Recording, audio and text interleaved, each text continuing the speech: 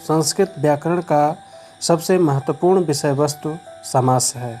समास शब्द सम उपसर्ग पूर्वक अस धातु से घय प्रत्यय के योग से निष्पन्न है, जिसका शाब्दिक अर्थ है संक्षिप्तीकरण करना। दो या दो से अधिक पदों का मिलकर एक हो जाना तथा एक ही अर्थ का बोधक बनना समास कहलाता है। राजपुत्र सामासिक पद का विग्रह होगा राज्ञः पुत्रः, इसका हिंदी अर्थ होगा राजा का पुत्र। पितरौ सामासिक पद का समास विग्रह होगा माता च पिता च, अर्थ माता और पिता। किसी सामासिक पद को तोड़कर उसके पूर्व काल का रूप दे देना विग्रह कहलाता है। राजपुत्र सामासिक पद का राज्ञः पुत्रः समास विग्रह कहलाता है।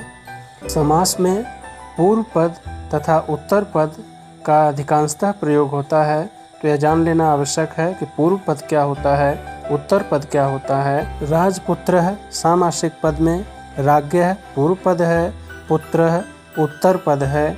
इसी तरह अन्य उदाहरण में भी हमें समझ लेना है। समासः पंचधा, अर्थात समास के मुख्य 5 भेद हैं। पहला केवल समास, दूसरा अव्ययीभाव समास, तीसरा तत्पुरुष समास, चौथा द्वंद्व समास, पांचवा बहुव्रीहि समास। संस्कृत विद्वान कर्मधारय समास व द्विगु समास को तत्पुरुष समास का ही भेद स्वीकार करते हैं। समासों का वर्गीकरण शब्दों की प्रधानता व अप्रधानता के आधार पर किया गया है। अव्ययीभाव समास में पूर्व पद प्रधान रहता है, तत्पुरुष समास में उत्तर पद प्रधान रहता है, द्वंद्व समास में दोनों पद प्रधान रहते हैं और बहुव्रीहि समास में दोनों पद प्रधान नहीं होते, अपितु दोनों मिलकर अन्य पद की विशेषता बताते हैं। संस्कृत विमर्श यूट्यूब चैनल पर मैं ब्रिजेश त्रिपाठी आप सभी का हार्दिक स्वागत करता हूँ। केवल समास परिभाषा: विशेष संज्ञा विनिर्मुक्तः केवल समासः, किसी विशेष नाम से रहित समास ही केवल समास कहा जाता है। इसको सुपसुपा विधि भी कहा जाता है, जैसे वागर्थाविव, इसका विग्रह हो गया वागर्थौ इव। भूतपूर्वः पूर्वम भूतः। नैकः एवं नैकथा भी केवल समास के उदाहरण है। न एकः नैकः, न एकधा नैकथा। अव्ययीभाव समास परिभाषा: पूर्व पदार्थ प्रधानः अव्ययीभाव समासः। अव्ययीभाव समास में पूर्व पद की प्रधानता होती है तथा पूर्व पद अव्यय होता है। द्वितीय शब्द संज्ञा होता है, दोनों मिलकर अव्यय हो जाते हैं। अव्ययीभाव समास का शब्द सदैव नपुंसक लिंग में प्रयोग होता है। जैसे विभक्ति अर्थ में अधिहरि, विग्रह होगा हरौ इति, हिंदी अर्थ हरि में। अध्यात्मम, विग्रह हो जाएगा आत्मनि इति, हिंदी अर्थ हो जाएगा इसका आत्मा में। इसी तरह समीप अर्थ में उपकृष्णम, कृष्णस्य समीपम अर्थात कृष्ण के पास। उपगंगम, गंगायाः समीपम, इसका विग्रह होगा, हिंदी अर्थ होगा गंगा के पास। हिंदी अर्थ जो लिखा गया है यह केवल समझने के लिए लिखा गया है। आपको परीक्षा में जो सामासिक पद होंगे उनका विग्रह लिखना होगा या विग्रह दिए होंगे तो आपको समास बनाना होगा। समृद्धि अर्थ में सुमद्रणम, विग्रह होगा मद्राणाम समृद्धि, मद्र देश की समृद्धि। सुभारतम, विग्रह होगा भारतानाम समृद्धि अर्थात भारत की समृद्धि। वृद्धि अर्थ में दुर्यवनम, विग्रह होगा इसका यवना नाम वृद्धि अर्थात यवनों का ऐश्वर्य लोप। अभाव अर्थ में निर्मच्छिकम, इसका समास विग्रह हो जाएगा मच्छिका नाम अभावः अर्थात मक्खियों से रहित। निर्जनम, जना नाम अभावः जन रहित। नाश अर्थ में अति हिमम, हिमस्य अत्ययः, हिम की समाप्ति। अति निद्रम, निद्रा संप्रति न युज्यते, निद्रा का अनौचित। अव्यक्ति अर्थ में इति हरि शब्द का समास होगा हरि शब्दस्य प्रकाशः। पश्चात अर्थ में अनु विष्णु का समास विग्रह होगा विष्णोः पश्चात, विष्णु के पीछे। अनुकालम समस्त पद का विग्रह होगा कालस्य पश्चात, काल के पीछे। इसी तरह योग्यता में अनुरूपम, रूपस्य योग्यम अर्थात रूप के योग्य। अनुगुणम, गुणानाम योग्यम, गुणों के योग्य। विप्सार्थ में प्रत्यर्थम, अर्थम अर्थम प्रति अर्थात प्रत्येक अर्थ में। प्रत्येकम, एकम एकम प्रति, हर एक। अतिक्रमण न होना समासिक पद है। यथाशक्ति विग्रह होगा शक्तिम अनतिक्रम्य, हिंदी अर्थ शक्ति के अनुसार।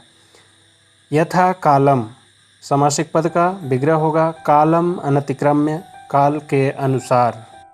सादृश्य के अर्थ में सहरिः, हरेः सादृश्यम, हरि के समान। साथ के अर्थ में सचक्रम, चक्रेण सह या चक्रेण युगपद, चक्र के साथ। समानता के अर्थ में ससखी समास विग्रह होगा सदृशः सख्याः, सखी के सदृश। संपत्ति अर्थ में सछत्रणम समास विग्रह होगा छत्राणाम संपत्ति, छत्रों की संपत्ति। संपूर्णता अर्थ में सत्रिडम, त्रिडम अपि अपरित्यज्य, सब कुछ। अंत तक के अर्थ में आजीवनम समास विग्रह हो जाएगा जीवनम यावत, जीवन पर्यंत। अव्ययी भाव समास के लिए एक विशेष सूत्र प्रवृत्त किया जाता है नदीभिश्च। नदीवाचक शब्द के साथ संख्यावाचक शब्द का अव्ययी भाव समास होता है। जैसे पंचगंगम, पंचानाम गंगानाम समाहारः। द्वियमुनम, द्वयोः यमुनयोः समाहारः। यहाँ पंच शब्द और द्वि शब्द संख्यावाचक होने से इन शब्दों में द्विगु समास की संभावना बनती है, परंतु नदीभिश्च सूत्र से यहाँ अव्ययी भाव समास हो जाता है। अन्य परीक्षोपयोगी शब्द अधिगोपम समास विग्रह होगा गोपी इति। उपगृहम समास विग्रह नगरस्य समीपम। निर्विघ्नम समास विग्रह होगा विघ्नानाम अभावः। दुर्भिक्षम, भिक्षायाः अभावः। यथाक्रमम विग्रह होगा क्रमम अनतिक्रम्य। यथा विधि विग्रह होगा विधिम अनतिक्रम्य। प्रत्यक्षम का समास विग्रह होगा अक्षम अच्छम प्रति। प्रतिदिनम, दिनम दिनम प्रति। सपुत्रम, पुत्रेण सह। सम्मुखम विग्रह होगा मुखस्य सम्मुखम। समक्षम का समास विग्रह होगा अक्षरोह सम्मुखम। आमुक्ति विग्रह होगा आमुक्तेः यानी मोक्ष प्राप्त तक। आमरणम, मरणम यावत, मृत्यु पर्यंत। साग्नि, अग्निग्रंथ पर्यंतम अधीते। द्वंद्व समास परिभाषा उभय पद प्रधानो द्वंद्वः। जब समस्त पद में दोनों पद प्रधान होते हैं तो वहाँ द्वंद्व समास होता है। विग्रह करने पर च प्राप्त होता है। द्वंद्व समास के तीन भेद हैं, इतरेतर द्वंद्व, समाहार द्वंद्व, एक शेष द्वंद्व। इतरेतर द्वंद्व, इसमें सभी पद स्वतंत्र होते हैं, प्रत्येक पद के बीच में च प्रयुक्त होता है। इसमें दो पद हों तो द्विवचन व दो से अधिक पद हों तो बहुवचन का प्रयोग होता है। इतरेतर द्वंद्व के उदाहरण राम लक्ष्मणौ, रामः च लक्ष्मणश्च, राम और लक्ष्मण। धर्मार्थौ शब्द का समास विग्रह होगा धर्मः च अर्थश्च, धर्म और अर्थ। सुख दुखे, सुखम च दुखम च, सुख और दुख। स्त्री पुरुषौ, स्त्री च पुरुषः च, स्त्री और पुरुष। गंगा यमुने, गंगा च यमुना च, गंगा और यमुना। हरि हरौ, हरिः च हरश्च।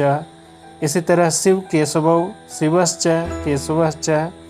राम लक्ष्मण भरत शत्रुघ्नाः का समास विग्रह हो जाएगा रामः च लक्ष्मणश्च भरतः च शत्रुघ्नश्च। समाहार द्वंद्व, जब सामासिक पद में अनेक पद होने से एक समूह का बोध होता है, वहाँ समाहार द्वंद्व होता है। सदैव नपुंसकलिंग एक वचन में प्रयुक्त होता है। अहनिकुलम अहिश्च नकुलश्च अनयोः समाहारः। शीतोष्णम समास विग्रह होगा शीतम च उष्णम च एतयोः समाहारः। हस्तपादम हस्तौ च पादौ च तेषां समाहारः। रथाश्वम रथश्च अश्वश्च। दधिघृतं दधि च घृतं च। अहर्निशम अहश्च निशा च। मुखनेत्रम मुखम च नेत्रम च समास विग्रह होगा। एक शेष द्वंद्व समान पदों में समास होने पर एक पद शेष रहता है जो दोनों पदों का बोध कराता है। इसमें सदैव द्विवचन का प्रयोग होता है। जैसे पितरौ समास विग्रह होगा माता च पिता च, अर्थ हो गया माता और पिता। पुत्रौ पुत्री च पुत्रः च, पुत्री और पुत्र। युवानौ युवती च युवा च, युवती और युवक। बहुव्रीहि समास परिभाषा अन्य पदार्थ प्रधानः बहुव्रीहि। जिस समास में पदों के अर्थ को छोड़कर किसी अन्य पद का अर्थ प्रधान हो उस समास को बहुव्रीहि समास कहते हैं। विग्रह के समय यत् के विभिन्न रूपों यस्य येन यस्मै का प्रयोग होता है। पीताम्बरः समास विग्रह होगा पीतम अम्बरम यस्य स, पीला है वस्त्र जिसका, अर्थात भगवान विष्णु। यहाँ अन्य अर्थ प्रधान हो गया है। नीलकंठः नीलम कंठे यस्य सः, नीला कंठ है जिसका, अर्थात भगवान शिव। पद्मनाभः का समास विग्रह नाभौ यस्य सः, अर्थात भगवान विष्णु। दशानन 10 आन्नानि यस्य सः, रावण। चक्रपाणि शब्द का विग्रह होगा चक्रम पाणौ यस्य सः, भगवान विष्णु। चंद्रशेखरः चंद्रः शेखरे यस्य सः, अर्थात भगवान शिव। जितेंद्रियः का समास विग्रह होगा जितान इंद्रियाणि येन सः। चित्रगु चित्रागाओ यस्य सः। अपुत्रः अविद्यमान पुत्रः। रूपवद् भार्यः समास विग्रह होगा रूपवती भार्या यस्य। विरूपाक्षः विरूपैः अक्षिणी यस्य सः। द्विमूर्धः द्वौ मूर्धानौ यस्य। त्रिमूर्धः त्रयो मूर्धानो यस्य सः। द्विपात् द्वौ पादौ यस्य। सुपात् शोभनौ पादौ यस्य। सुहृदयम् समास विग्रह होगा शोभनम हृदयम यस्य। व्यूढ़ो रस्कः व्यूढ़म विशालम उरो यस्य। व्याघ्रपात व्याघ्रः पादाविपादौ यस्य सः। श्वेतांबरः श्वेतानि अम्बराणि यस्य सः। कमलासनः कमलम आसनं यस्य सः। शूलपाणिः शूलं पाणौ यस्य सः। दिगंबरः दिशः एव वस्त्राणि यस्य सः। चतुर्मुखः चत्वारि मुखानि यस्य सः। ये कुछ बहुव्रीहि समास के उदाहरण हैं। शुभम भूयात्। पुनर्मिलामः। धन्यवाद।